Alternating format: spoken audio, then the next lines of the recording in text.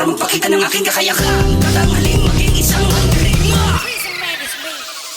Kung akala nyo'y nagpapalinga sila ng mga punyeta, ang mga mama, kasalanan ko ba sa'kin pumaling yung tagahangay? Wala na pinaikot mula sa palad ang akin na kinakalampag. Tuloy lang sa pangbabasak sa mga asong kinakalampag.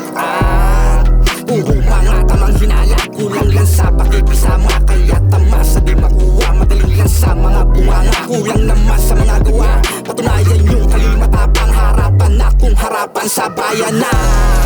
Ang mga tapang ay patunayan, hindi yung puro daldalang. Gumawa ka ba ng distract, nagsinungalingan ng laman. Dapat lang na ititawanan, kawawang bata na iyakan. Bakit bigla ka di namaan, akala ay nakaisa.